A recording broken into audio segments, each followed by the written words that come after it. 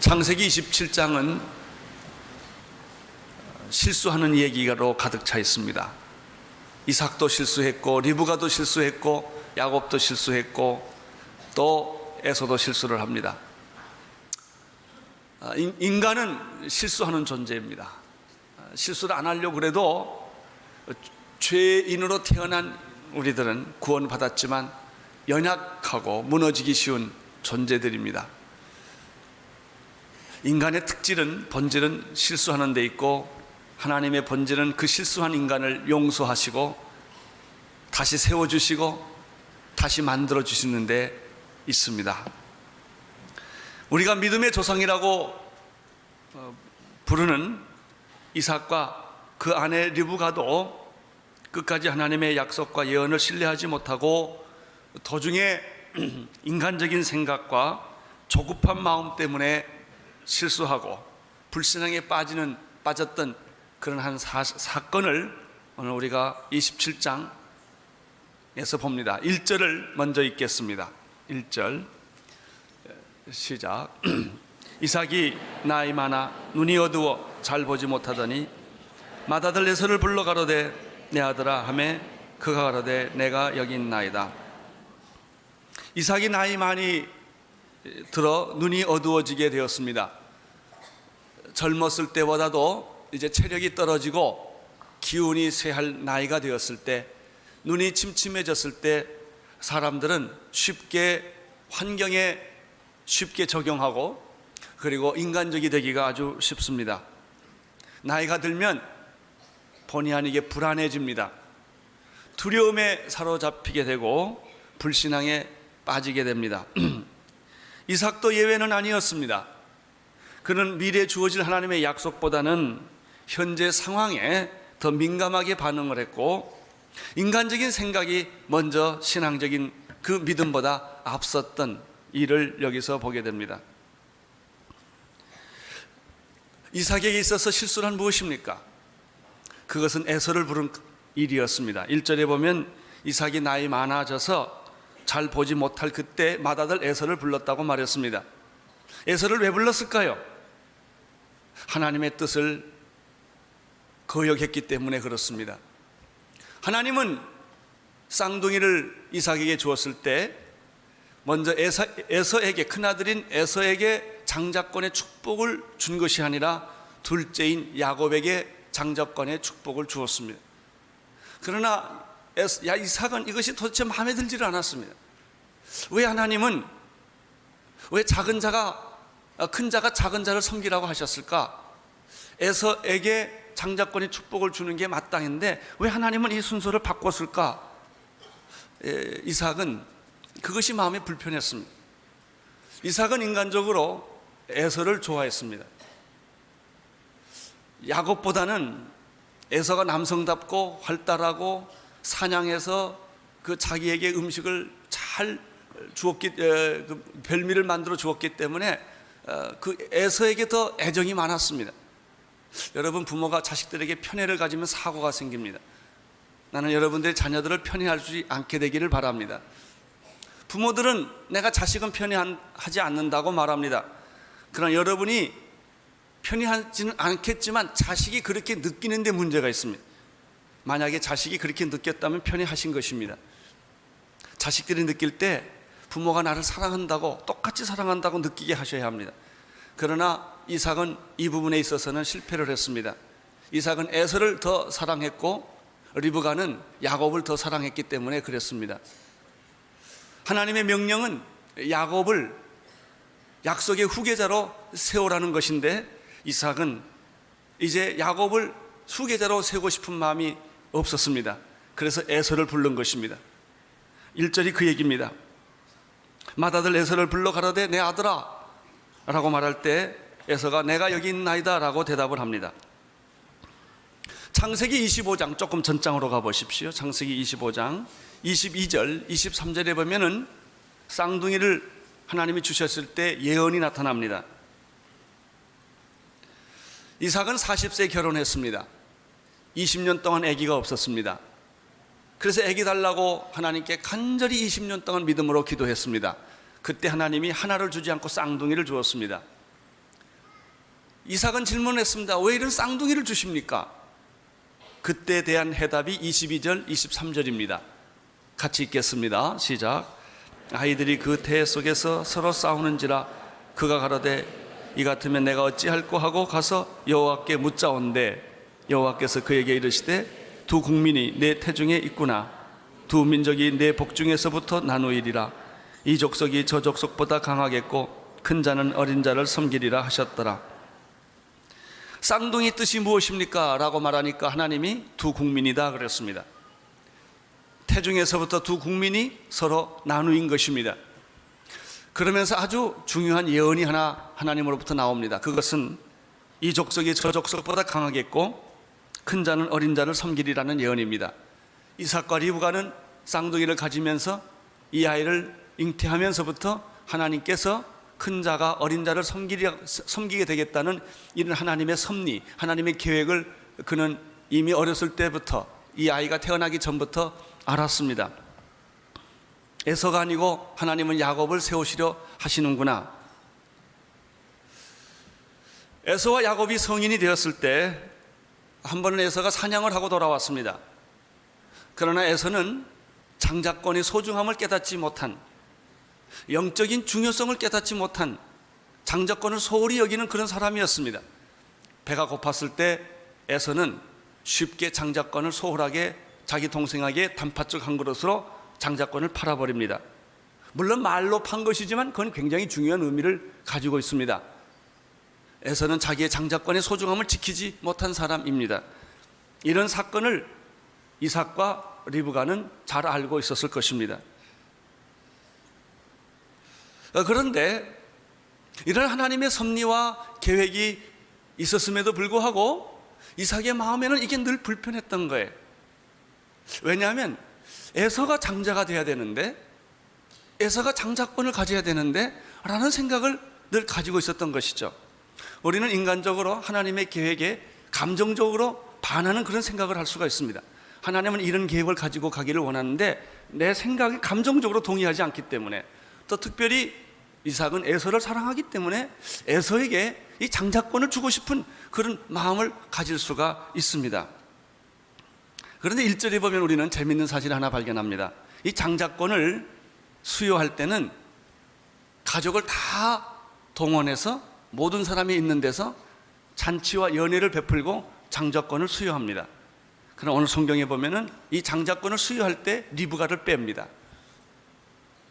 야곱도 뺍니다. 그리고 에서만 부릅니다. 무엇인가 떳떳지 못한 일을 하고 있는 것입니다. 아마 이삭도 그걸 느꼈을지 모르겠습니다. 하나님이 에서를 장자권 축복하는 걸 원하지 않았다는 사실을 본인이 알고 있었고, 또 에서가 실수해서 자기 장자권을 단팥죽 한 그릇으로 동생 야곱에게 넘겨줬다는 사실이 있기 때문에 에서에게 장자권의 축복을 주고 싶지만 그것이 굉장히 껄끄럽고 부자연스럽다는 것을 알기 때문에 이삭은 에서를 따로 불러서 지금 일종의 비밀스러운 음모를 꾸미고 있는 것입니다. 그것이 1절입니다. 아들아 라고 말할 때 에서가 네, 제가 여기 있습니다. 그때 이삭은 계속 이 얘기를 합니다. 2절을 보십시오. 2절 시작. 이삭이 가로되 내가 이제 늙어 어느 날 죽을는지 알지 못하노라. 이삭이 이상한 말을 합니다. 믿음이 없으면 이상한 말 합니다. 아주 인간적인 말을 합니다. 이 2절에서 우리는 이삭의 마음을 읽을 수 있어요. 이삭이 굉장히 조급해졌구나. 이삭이 굉장히 조바심을 가지고 있구나. 여러분, 믿음이 없으면 조급해집니다. 믿음이 없으면 조바심이 생깁니다. 조급해지고 조바심이 생기면 일을 그르쳐버리고 마는 것입니다.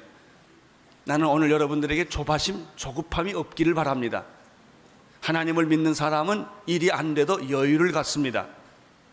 하나님을 신뢰하는 사람은 태풍이 불고 지진이 나고 역경이 오고 위기가 오고 사업이 무너지고 가족이 흩어져도 조바심을 갖지를 않습니다. 그러나 모든 것을 다 가졌어도 하나님을 잃어버린 사람, 믿음의 생각을 하지 않는 사람들은 자꾸 인간적인 생각을 하게 됩니다. 이삭이 그렇습니다. 이삭이 가로되 내가 이제 늙어서 어느 날 죽을런지 알지 못하노라. 여러분 조금 우리 더 지나가면 창세기 35장에 가면요, 35장 28절에 보면 이삭의 나이가 나옵니다. 이삭이 죽는 나이가 180세입니다. 이 말하고도 몇십 년을 더 살았습니다. 아브라함보다 더 오래 산 사람이 이삭입니다. 그럼에도 불구하고 좀 늙었다고, 눈이 좀 안 보인다고 이삭이 이런 초바심, 조급함, 인간적인 마음으로 야, 큰일 났구나, 소아만 안 돼도 위암이 아닌가 이렇게 생각을 합니다. 피곤하면 간암이 아닌가 이렇게 생각을 합니다. 조바심, 조급함. 그래서 하나님의 약속과 축복을 쉽게 포기하고 바꾸려고 하는 것이 인간의 마음이에요. 여러분, 이삭이 이 말을 하고도 몇십 년을 더 살았다는 사실을 기억하십시오. 그러나 이삭의 마음은 나는 내일 모레 죽을지 모른다. 그래서 에서를 빨리 부른 거예요. 이 축복권을 야곱에게 뺏기기 전에 어떻게 해서든지 하나님의 생각을 거꾸로 바꿔서, 하나님의 계획을 바꿔서라도 나는 에서에게 축복을 주어야지 라고 하는 생각을 갖게 된 것입니다. 3절 4절을 보십시오. 3절 4절 시작. 그런즉 내 기구 곧 전통과 활을 가지고 들에 가서 나를 위하여 사냥하며 나의 즐기는 별미를 만들어 내게로 가져다가 먹게 하여 나로 죽기 전에 내 마음껏 내게 축복하게 하라. 당장 죽는 것도 아닌데 믿음이 없으면요, 편집증적 생각이 생겨요. 한 가지 사로잡히면 그것밖에 생각을 안 해요. 모든 가능성을 다 막아버리는 거예요. 그리고 일이 당장 일어나는 것처럼 생각을 하고 자기를 설득해요. 그래서 에서에게 말하면 당장 너는 지금 전통과 화살을 가지고 산으로 가서 사냥을 해라. 그리고 나의 즐기는 별미를 만들어 내게 가져와서 나를 먹게 하라. 나이가 많아지면요, 먹는 데 관심이 많아집니다. 그리고 나로 죽기 전에 너를 마음껏 내가 축복하게 하라. 왜냐하면 사실 이삭의 마음은 하나님의 마음과 달리 에서를 축복해 주고 싶었던 개인적인 그런 감정이 있었거든요. 사랑하는 성도 여러분, 하나님 앞에서 여러분의 개인적인 감정을 죽이시기를 바랍니다. 하나님의 뜻을 쫓아가야 합니다. 내 생각, 내 취향, 내 방법을 자꾸 주장하다 보면은 우리는 하나님과 멀리 있게 되는 그런 결과를 갖기 때문에 그렇습니다.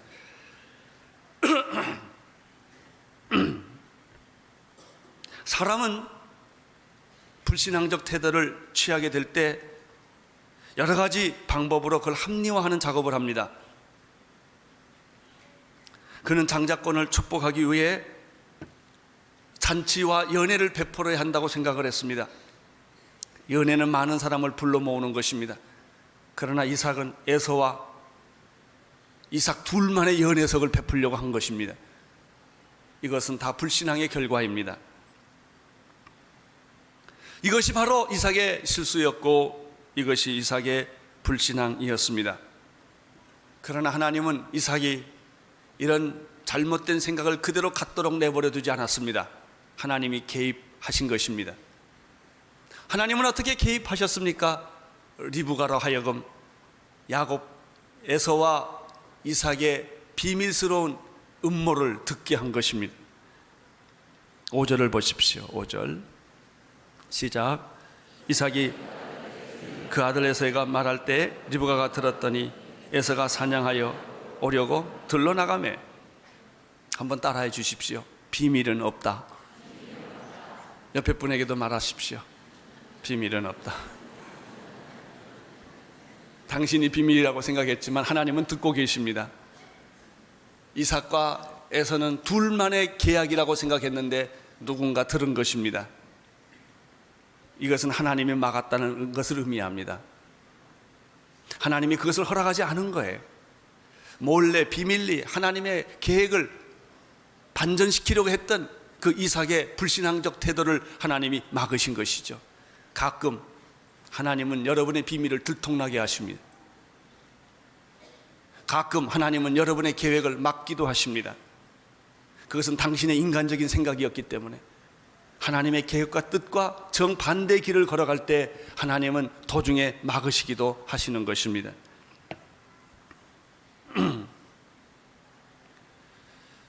리브가가 이런 비밀스러운 이야기를 들었을 때 리브가는 굉장히 당황하고 고민하기 시작을 했습니다.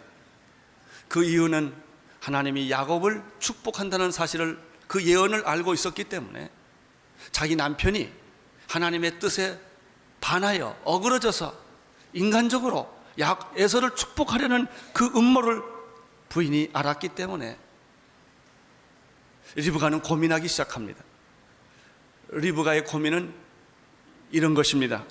하나님의 뜻을 따를 것인가, 남편의 뜻을 따를 것인가. 우리는 가끔 이런 고민을 합니다. 하나님의 뜻을 따를 것인가, 아니면 직장의 그 뜻을 따를 것인가, 세상의 뜻을 따를 것인가, 조직의 뜻을 따를 것인가, 내가 하나님을 섬길 것인가, 아니면 남편이 그렇게 싫어하는데 내가 남편을 기쁘게 할 것인가, 내 아내가 그렇게 싫어하는데 내가 아내의 마음을 기쁘게 할 것인가, 하나님을 기쁘게 할 것인가. 여러분이 하나님의 일을 할 때는 이런 딜레마에 자주 빠지게 됩니다. 이삭도 그렇게 딜레마에 빠졌습니다. 남편이 지금 생각하고 있는 것이 잘못된 것인데 이걸 막아야 하는 것일까? 나는 하나님의 뜻을 따라야 될 것인가? 이때 리브가는 마음의 결심을 합니다. 하나님의 뜻을 따라야 되겠다고. 그 문제는 하나 정리가 됐습니다. 남편이 잘못 생각하고 있다. 남편이 지금 하나님의 뜻과 정반대의 길을 가고 있기 때문에 남편이 하려는 저 음모를 막아야 된다라고 리브가는 생각을 한 것입니다. 남편의 뜻을 막아야 된다고 생각하고 나니까 또 다른 형태의 고민이 생겼습니다. 어떻게 막을 것인가? 하나님의 어떤 섭리와 뜻을 기다릴 것인가? 아니면 내가 도중에 개입해서 남편의 계획을 바꿀 것인가? 리브가는 두 번째 길을 택했습니다. 내가 막아야 된다.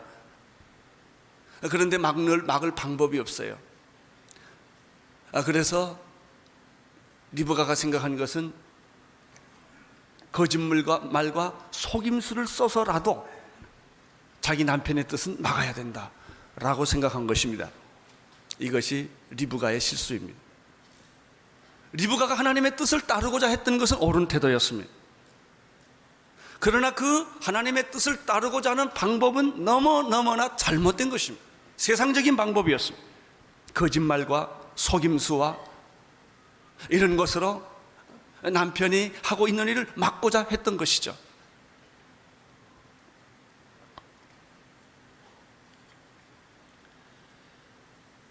(6절) (7절을) 보시겠습니다. 시작. 리브가가 그 아들 야곱에게 일러 가라되 내 부친이 내 형 에서에게 말씀하시는 것을 내가 들으니 이르시기를 나를 위하여 사냥하여 가르쳐다가 별미를 만들어 나로 먹게 하여 죽기 전에 여호와 앞에 내게 축복하게 하라 하셨다라는 사실을 전해줍니다. 이삭의 실수는 무엇입니까? 하나님의 뜻을 의도적으로 바꾼 겁니다. 하나님이 그걸 원하지 않지만 자기가 개인적으로 에서를 좋아하니까 에서에게 장자권을 주고 싶어 하기 때문에 은밀한 방법으로 하나님의 계획을 뒤바꾸려고 했던 실수를 했어요. 우리가 가끔 이런 실수를 잘 합니다. 하나님은 이 길을 가기를 원하시지만 내 개인적인 취향과 내 개인적인 생각과 개인적인 인간관계 때문에 하나님의 계획을 바꿔보려는 어리석은 시도를 하는 것이죠. 그러면 리브가의 실수는 뭐예요? 하나님의 뜻을 잡은 것은 잘한 것입니다. 그러나 리브가의 실수는 하나님의 뜻을 이루는 방법을, 세상적인 방법을 택했다는 데 있는 것입니다.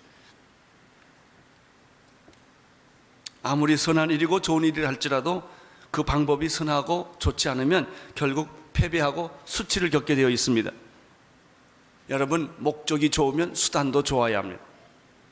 그런 대부분의 사람들은 목적이 좋으면 수단은 아무렇게나 해도 된다고 합리화를 합니다. 이것을 가리켜 우리는 합리화라고 말합니다.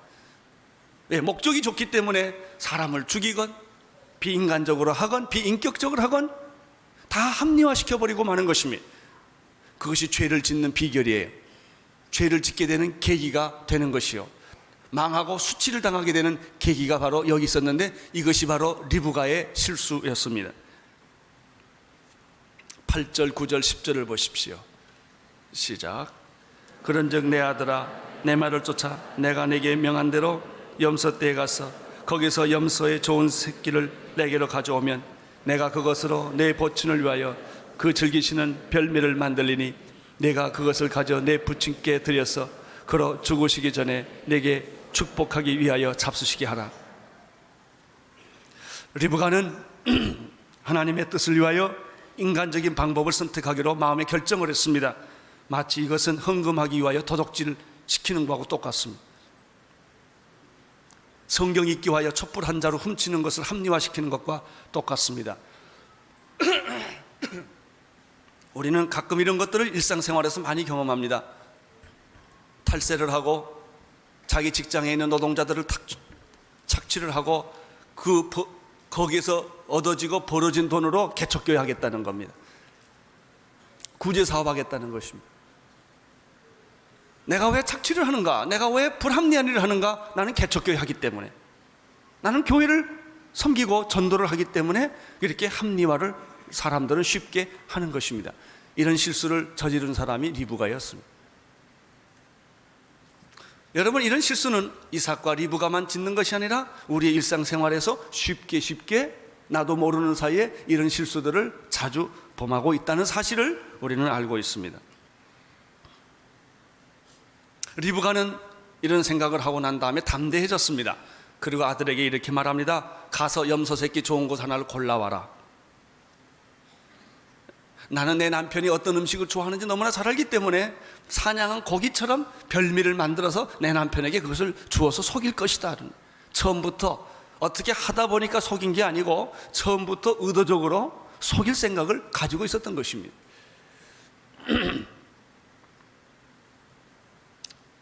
그것뿐만 아닙니다. 내가 요리를 만들어주면 너는 그것을 가지고 너는 이제 야곱이 아니다, 에서라는 사람으로 변신을 해라. 그리고 에서의 입장에 가서 그리고 이삭에게 이 고기를 아버지에게 드려서 축복권을 따내라 라고 사주를 합니다. 여기서 배우는 것은 무엇입니까? 한편으로는 그럴듯하지만 또 한편으로 전혀 용납될 수 없는 이런 일을 하고 있다는 것이죠. 하나님이 기뻐할까요? 예, 목적은 좋아요. 그러나 수단과 방법이 나빴기 때문에 하나님은 이 일을 기뻐하지 않는다는 것입니다. 사랑하는 성도 여러분, 여기서 배우는 진리가 있습니다. 하나님의 일을 할 때 원칙이 있어야 한다는 것이죠.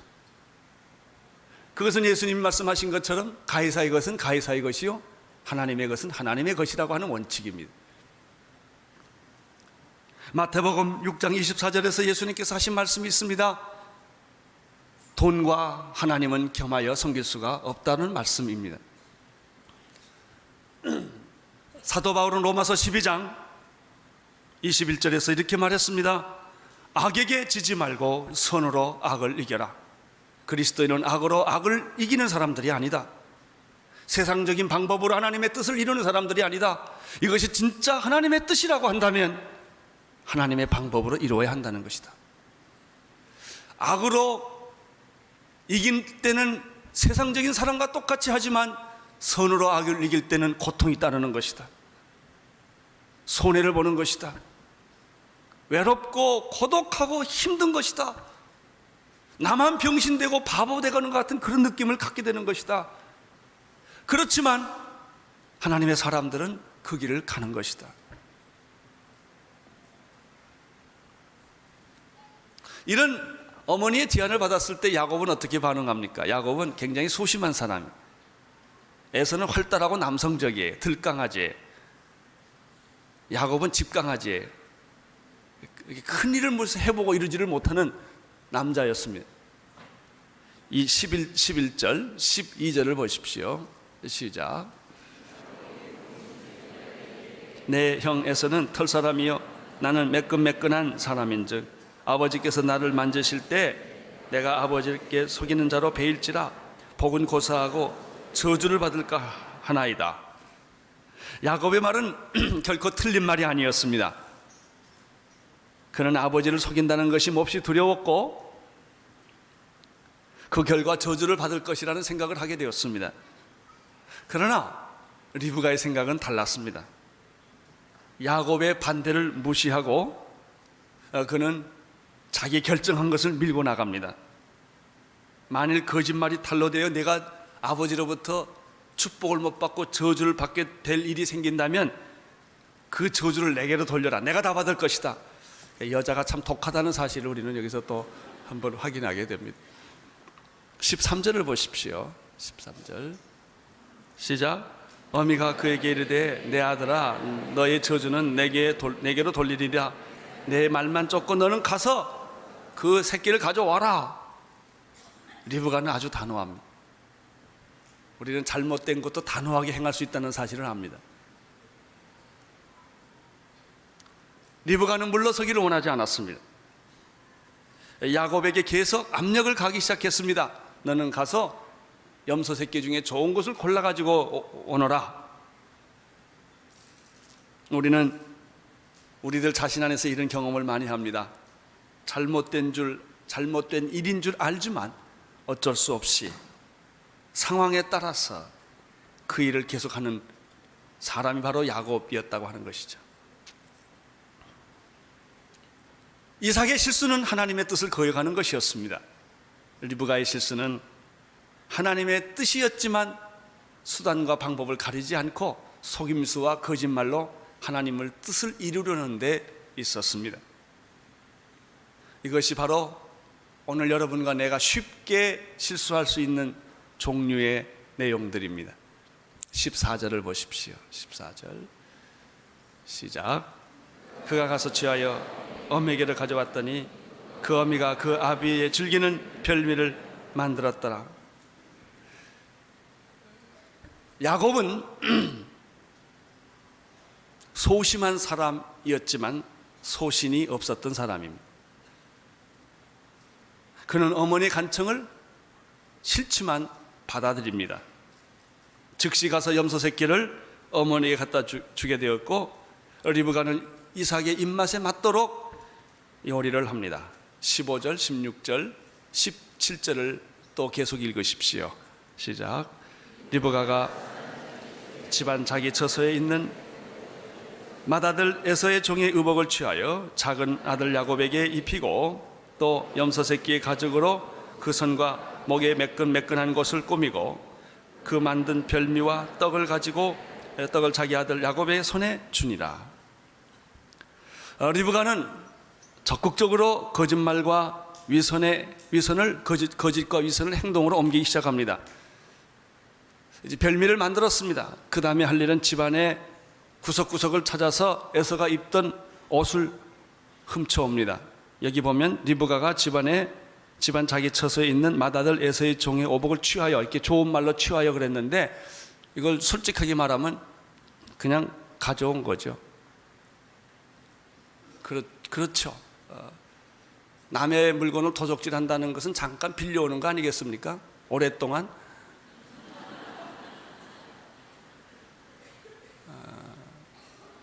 어떻게 그 물건이 우리 집에 있지? 그렇게 얘기를 합니다. 저 사람의 돈이 어떻게 내 주머니에 와 있지? 리브가가 나쁜 마음에 그런 거 한두 시간 좀 빌리자 이거예요. 허락도 없이 에서의 옷을 훔쳐서 취해서 야곱에게 입히는 것이죠. 염소 새끼 가죽을 도려내서 목과 손목에 매끈매끈한 이 야곱의 몸을 위장을 합니다. 에서처럼 보이게 하기 위하여 정성스럽게 만든 아마 이 염소고기 요리와 떡을 준비해서 야곱의 소에 주어줍니다. 이렇게 해서 음모는 완벽하게 이루어졌습니다. 그러나 우리는 여기서 또 배우는 영적 놀라운 교훈이 하나 있습니다. 거짓은 일시적으로 통하나 결코 오래가지 못한다는 사실입니다. 꽃꽂이의 꽃은 일주일 열흘 동안은 화려하게 필 수 있으나 한 달은 필 수 없다는 것입니다. 화려한 가실수록 조심하셔야 합니다. 거짓은 오래가지 못합니다. 우리는 이 말씀을 통해서 전체적으로 배우는 메시지가 있어요. 그 결과가 어떻게 된 줄 아십니까? 그렇게 해서 결국은 야곱이 축복을 받습니다. 에서가 돌아와서 얼마나 화가 났겠습니까? 에서가 야곱을 죽이겠다는 것입니다. 당장 죽이겠다는 것입니다. 너는 단팥죽 한 그릇으로 내 장자권도 뺏어가더니 이제 마지막 축복권도 다 뺏어갔다는 것이죠. 야곱도 이삭도 화가 났을 거예요. 결국은 야곱은 축복을 받으렸다가 집에서 쫓겨나는 신세가 됩니다. 그는 본의 아니게 보따리를 싸들고 밤에 정든 집을 떠나야 합니다. 리브가는 눈물을 흘리며 자기 아들을 내보내야 했습니다. 어디로 가는지 언제 돌아올지 기약 없이 야곱은 그 인생의 험악한 세월이 드디어 시작이 됩니다. 그러나 오늘 이 성경 본문에 없는 더 놀라운 메시지가 여기 있어요. 그것은 무엇입니까? 그러한 이삭, 그러한 리브가를 하나님이 포기하지 않았다는 것이죠. 우리의 믿음의 조상이라고 말하기에는 부끄러운 사람들이었지만, 그러나 하나님은 그 사람들을 믿음의 사람으로, 믿음의 조상으로 세워주셨다는 이 하나님의 놀라운 엄청난 은혜입니다.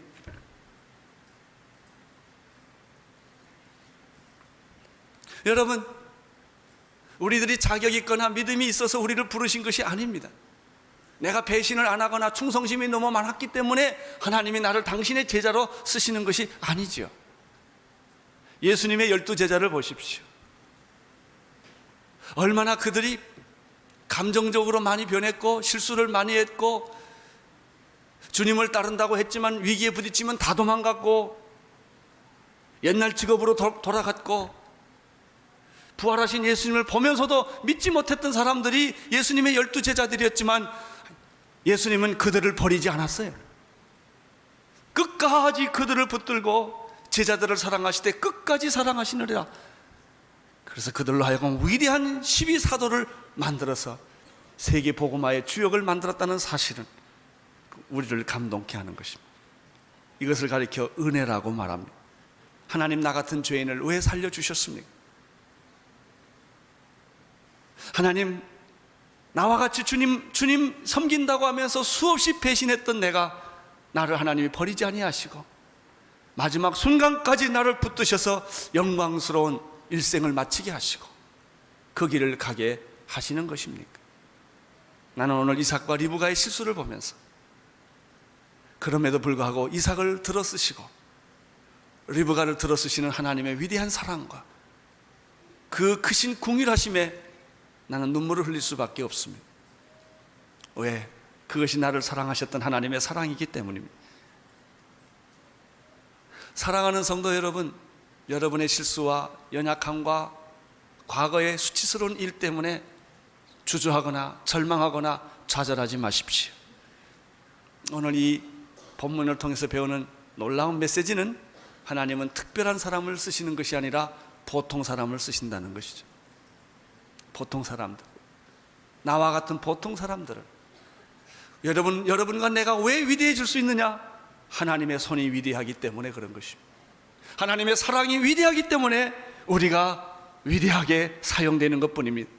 온누리교회도 보통 교회 중에 하나입니다. 그러나 하나님이 우리를 들어쓰시기 때문에, 저를 들어쓰시기 때문에, 여러분을 들어쓰시기 때문에 우리는 하나님의 위대한 구속사를 이루는 그 역할을 우리 모두가 감당할 수 있는 것입니다. 여러분, 결코 여러분의 어리석음과 여러분의 실패와 여러분의 좌절과 여러분의 배신 때문에 포기하지 않게 되기를 바랍니다. 그걸 하나님이 아시고 우리를 쓰시기를 원하십니다. 그렇건 연약한 우리들을 그럼에도 불구하고 다시 들어서 하나님의 영광스러운 일을 맡기신다는 이 놀라운 은혜 앞에 우리는 서게 되는 것입니다. 오늘 이 본문의 메시지를 통해서 우리가 또 하나 마지막으로 발견하는 게 있습니다. 그것은 뭐냐면 믿음의 사람도 실수를 한다. 나는 이 말하고 얼마나 좋은지 몰라요. 만약에 믿음의 사람은 절대 실수를 안 한다 그러면 나는 갈 데가 없는 사람입니다. 사람은 누구나 실수를 하는구나. 믿음의 사람이라 할지라도 인간은 넘어지고 실수할 수밖에 없는 존재이구나. 그럼에도 불구하고 우리를 이 자리에 서게 하신 하나님의 사랑을 찬양하십시다. 여러분, 용기를 잃지 마십시오. 하나님은 여러분을 포기하지 않습니다. 들어쓰시기를 원하십니다.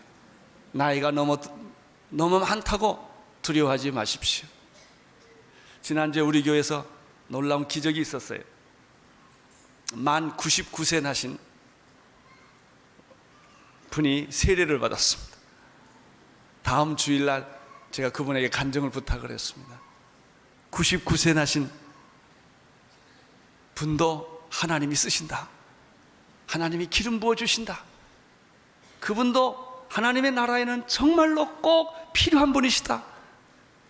여러분, 내가 육체가 다리가 잘라지고 몸이 잘라지고 내가 지금 몸을 쓸 수 없을 정도로 약한 사람이라 할지라도 두려워하지 마십시오. 하나님은 당신을 사용하기를 원하십니다.